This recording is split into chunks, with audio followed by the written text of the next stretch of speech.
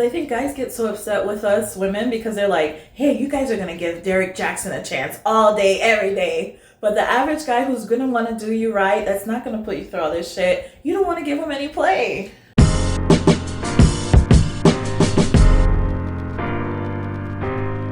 Welcome back, everyone, to my comfy couch. We back. That's right. Today we wanted to talk about Derrick Jaxn and his wife. You know, they both did the one-on-one with the Future Wifey podcast. So we saw Danae's, I believe is her name, I believe maybe a month or so ago. And now we're seeing his side come out. Yes. They're about 2 hours if you want to watch each. I just wanted to talk about kind of some lessons learned and kind of what happened between the two of them. So at first when we saw her interview, she was talking about how, you know, she and Derrick, she met him, I believe, in college. And she was kind of like the nerdy type, and he was, you know, the best. I don't know what sport he was playing. Football. He was football. Okay, so he was the jock and stuff. And, you know, I just got the sense she just kept feeling so like, oh my God, he really picked me type thing, you know? And it seemed like she endured so much going through it with him and was like trying to shove it to other women like, oh, you know, at the end of the day, it's me. And she really seemed like a whole victim in her whole thing, didn't she? She was talking about how, you know, he was sleeping around with other women, like pretty much the entire time they were together, and how she had several abortions for him, and then she finally had a kid at the end. So it was just like so much turmoil between the two of them. And it seemed like at first she had said that right before that she had been raped. So it seemed that, you know, maybe she thought by going with him, it wasn't like the best thing to do because she had just come out of the situation. But so I just wanted to kind of touch on that when women are picking guys that they're interested or who they're letting be with them. One, the whole thing about dealing with the trauma that they've been through. What do you think about that? Like women, you know, facing maybe some of the things they've been through before they decide to date someone. I think it's easier said than done. True that. You have to take time to heal. True that. However long that it may take for you to heal. And I feel like, you know, something like rape just seems like it's something so traumatic. I feel like that is something that you have to speak to someone to. Ladies, if you've been through something like that, like, seek some kind of help. Absolutely. Talk to someone, whether it's, you know, a pastor or, you know, a really good friend. You know, they have these things where like you can just like pick up the phone and call like a little hotline, like what is it, like BetterHelp or something. You don't even have to see these people, these, you know, therapists. Just pick the phone up, call somebody, but you have to seek some kind of help because you can't have endured something like that and then get right into a relationship. That is not gonna fix it. You have too much weight. You have too much baggage. You have too much trauma, and you're bringing that into a fresh relationship. And according to them both, she didn't tell him about this until like years and right, years exactly, into the marriage. exactly. So she might be reacting a certain way to certain things that he's saying or doing. Right. He has no idea right. what's going on, despite how we might feel about him. Especially his pandering shit to women, despite how we might feel about him. You know, you can't do that to the brother, you know what I'm saying? So I feel like it's really important, ladies, to definitely like get some help, talk to someone. Absolutely. You're not alone out here. That's right. And she said it happened with a family friend, I think it was. And a lot of times that's what it is. It's someone, you know, within the family, a close friend or what have you. And nobody speaks about it. Nobody says anything, you know? And you go into these different relationships getting hurt or being the aggressor, you know? Yes. So you either like go where, hey, nobody's going to do that to me. So you're like overly aggressive with every guy. Or you might accept different things or tolerate different things from guys because of what you've been through. We're not talking about that enough. We're not addressing that enough, and that could really affect our future relationships. So I think that was a really good lesson to glean from that. But also her taking accountability on the kind of guy she wanted. Like, you know, women wanting, you know, the jock or the guy who is, you know, this height, this chiseled or what have you, you know, wanting that and seeing that as so much valuable, but we're willing to put up with all this shit with the dude. Yeah. Come on now. Do you think she regretted it? You think she would rather just go with the guy who might be a little bit more nerdy, a little bit more average? No, because she didn't. She even said it herself that she saw what kind of guy he was, how he looked, and she had to have him or something like that because she wanted to stunt on hoes or something like that. So loosely like, translated. yeah, you know. So like when it comes to like something like that, no one should be raped. But if you're gonna get in a relationship just because of that, like, you know, you can't do that. Like, you just, oh man, like she looked really good, so you know she give me the time of day. She might not be shit. I got all this stuff going on, but man, just because this one is a baddie and she talking to me, I'm gonna just like snatch her up and lock her down. That's a recipe for disaster. So I don't really feel sorry for her, you know, in that aspect. And that's the thing is, I think guys get so upset with us women because they're like, hey, you guys are going to give Derrick Jaxn a chance all day, every day. But the average guy who's going to want to do you right, that's not going to put you through all this shit, you don't want to give him any play. No, not at all. Like, listen, you know, I'm a short dude, right? I'm not hating on the tall brothers, like, you know, it is what it is. But here's the thing that I notice about women, right? Mm-hmm. If it's like a short guy, right? You know, the dude like 5'5", he come to you, hey miss, how you doing? How you doing, beautiful? It's like, oh no, get away from me. But like, women that see a dude, you know, he'll like kick a puppy, you know, push an old lady down some steps, you know, blow, slap the pastor. Oh my God. But he's 6'3", bro. You know what I'm saying? Like, some of the stuff y'all be doing for these dudes, man. And men are not dumb. These men know this. Like, these men, those like dudes like that, you know, dudes like Derrick Jaxn, like, you know, no homo, but he's a handsome dude. The dude, you know, it is what it is. Like, he's a handsome dude. He's wanted by a lot of women. Mm-hmm. Women typically, not all women, but a lot of women typically want the men that other women want. Mm-hmm. And these men know that. Like, we not stupid. So, you know, I know the consensus is that men are dumb. But, you know, men are not stupid. Like, especially dudes like that. Like, they know they got the world in their hands. Like, bitch, I'm tall. Like, you know. And chiseled. Yeah, you know, I'm tall and chiseled. Of course I'm going to play you. Like, that's how them dudes, like, look at y'all. Like, it's crazy. Not all of them. Not all, right? You know, I wanted to say that. Not all the tall dudes. But, you know, a lot of them know, like, the kind of power they got. So I just wanted to point that out too when we're thinking about what kind of characteristics we're looking for in a man. Yeah, it's great to have the eye candy, but at the end of the day, it's like, what do you want? Do you want to be going through all this shit with someone, or do you want someone who's really going to be there for you long term? Because I think they were together going through all this shit for like 10 years or so with all this back and forth, and then they still ended up in a divorce. So it's what do you want to deal with in life, you know? And also I wanted to mention that there seemed to be this like toxic like pull towards him with her, like how people are talking about this soul tie, where it's like just some people that you find it so hard to get away from, and it's like the toxicity just feed off of that with each other, and it just seems so hard to walk away. So what do you think about soul ties? Do you think that's true? Do you think there's some people that you're just so attached to, and doesn't matter how toxic it is, for some reason you just can't unravel yourself from this person? Oh boy. Oh, that's a lot to unpack. Exactly.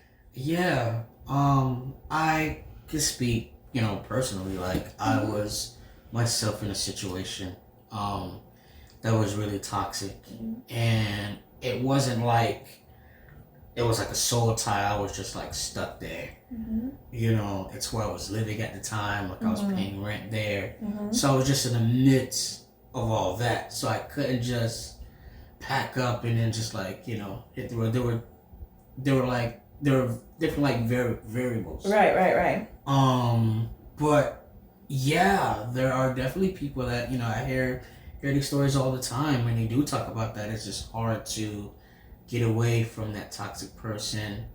I think when you deal with that for so long, you get like this weird comfortable. Yeah. And this weird level of complacency. Exactly. Just being there, and it becomes this awful norm.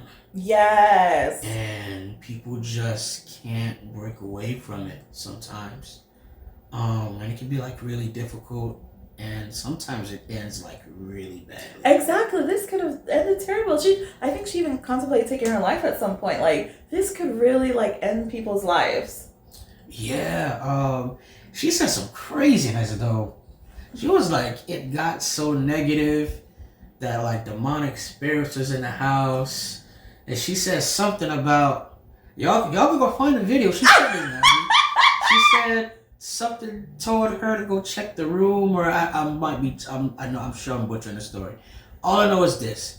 Long story short, she said she ran in the room and she seen the baby levitating out the crib on some exorcism with no strings or wires attached.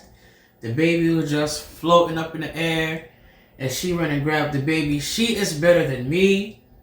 I'd throw a blanket at that baby and run off. Why you gonna throw a blanket over the baby? I don't know what the blanket was. I don't know what the blanket was. You know.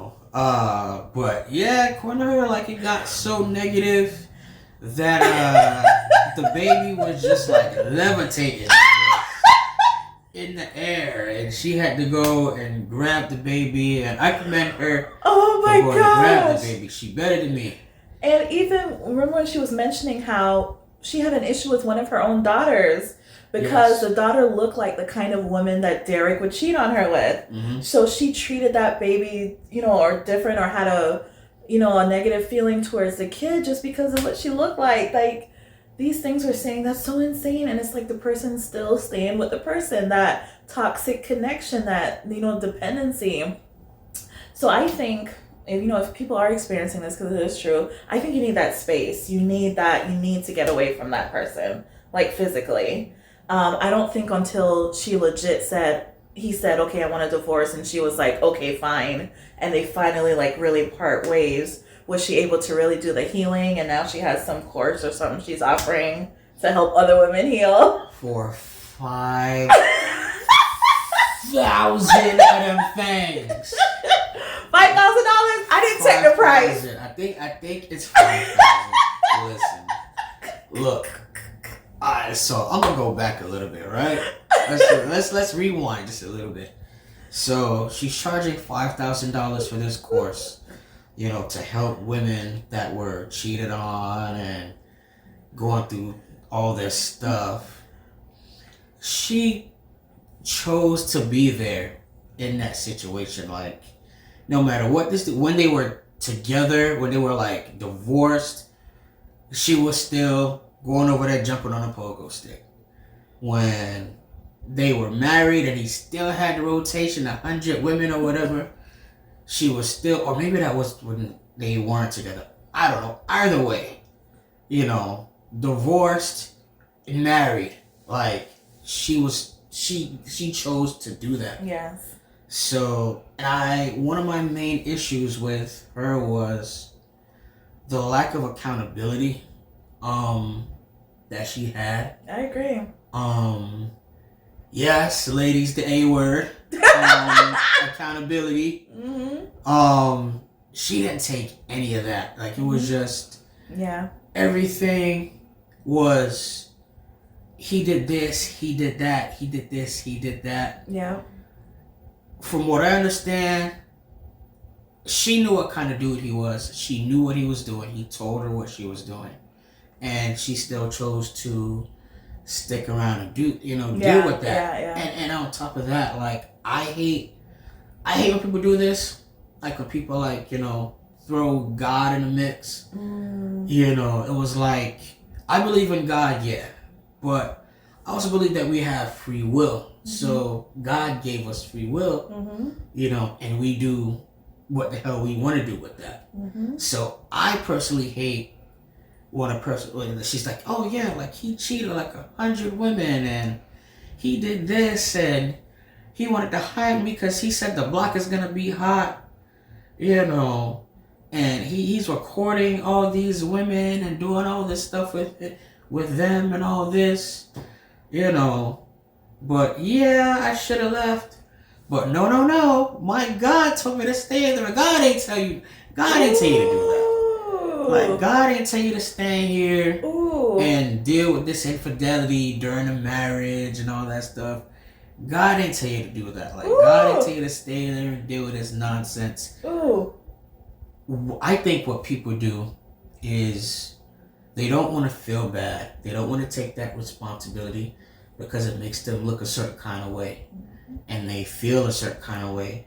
So what's the easy thing to do? Like, say God spoke to me. You know, she did a lot of that. And I personally, like, don't like that. I mean, thank God for getting you out of that situation.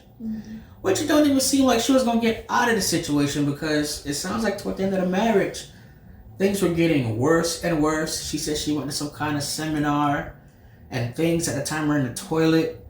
And she decided that she wanted to still stay and stick around. Yeah. So she would have put that on God too. So it was until he finally said, hey, I want a divorce. Right. And he sent it like via text message or whatever. Yeah. But yeah, the lack of accountability. Ooh, that A word. And look, she had like 3 abortions. Damn. I don't know how serious I can take you. I don't want to rant. I ain't gonna rant. Please don't. I'm not gonna rant. Everybody writing on this comments on this video. Woo! But accountability. So let's go over to his video, because I felt, which I was so shocked, that he took so much accountability in his interviews. Like, he straight up said essentially that he did all that wrong shit and that it was wrong. He did not, I don't think, really negated from his, what he really did. Like, he didn't go against it. Like, he really was honest about the things that he did and taking accountability. I was so shocked. I shocked. Yes. I was on that too. Like, I wasn't sure how to feel watching his interview. And I'm like, man, this dude is actually coming off pretty genuine. Like, right. He is taking and owning it. He's owning everything. Oh, yeah. And I like that. I did too. I like that. And then I was like, this dude deals with a lot of women. Like, if there's anybody that know how to, like, finesse the game. Oh, absolutely. It would be somebody like him. Exactly. So I don't know. It's like, is this dude, like, really sincere? Like, because he admitted himself to, like, making a lot of bad decisions and, like, filming this and recording this and posting and sharing all that. And he admitted himself that, like, he was just, like, doing a lot of dumb stuff. So maybe he sat down with the PR team, and old dude was like, look, bro, you might as well just get out here, get on the camera, and just admit and say you're sorry that you was wrong. Get them girls to come back over there to the team. No, but that's the thing is, like, yeah, he still has a channel, and I feel like I know he's still posting. Right, like, to me, maybe he could change it into, like, okay, I'm a dog, so it take one to know one, so let me show you how we roll. I mean, I definitely think, he should not be out here trying to talk about, good men and that type of thing. Yeah, take all the accountability that you want, dude, but you were still talking trash about the rest of us while you was doing all that to your wife, dog. Like, so that, you know what I'm saying? I ain't got no love for nothing like that, bro. You sitting there, like, if she got like 5 kids and don't got no job, it's up to you, like, as a real man, to make sure that all her kids eat and that she eat. And ladies, if he take you to the Cheesecake Factory, that's not enough. He gotta get a personal chef. He gotta do this and all that. I was like, bro, what are you doing? Like, why are you doing? If I could sit down with Derrick Jaxn, that's the first question I ask him. I'll look him in his face and I'll be like, why are you doing this? That's what I want to ask him. It's interesting because a lot of guys it seems like single men were like, we could have told that guy was full of shit from the time we saw his videos. The very first video I saw with him, I was like, oh, this nigga all one. I was like, he got to be getting draws. Like, ain't no dude talking like this. And he made the excuse like, I grew up around all women, so naturally I'm going to agree with women. Like, look, You know, I grew up, I spent a lot of time with my mom and my grandma and my aunties. And I never did no shit like that. That's crazy. So, but again, like, you know, he was pandering. Yeah. You know, I don't care what nobody said. He was pandering. He was pandering to the ladies, and he knew he was. He knew what was up. Again, like, you know, he's an intelligent guy. Like, he saw his football career wasn't going nowhere. I've seen your stats, Derrick Jaxn. You're trash. Damn. Man.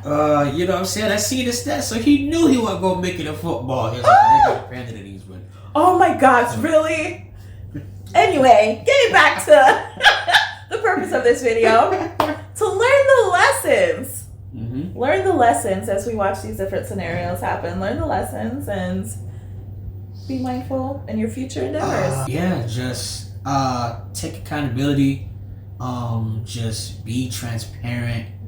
Have a lack of awareness, and that's pretty much it. And deal with, you know, any traumas and be self-reflective. Counseling. Seek counseling. Yes. Counseling is big. I know, like, especially us in our community, we don't want to talk to nobody, tell nobody our business, but we need to. Absolutely. And write in the comments below, tell me any other, you know, tips, anything you learned from this whole scenario as well that you want to share with our viewers as well. As always, thank you so much for listening. Thank you, Charlie. Hey, you're welcome. Hey, guys, also like, subscribe, and Charlie's Corner is coming back again soon.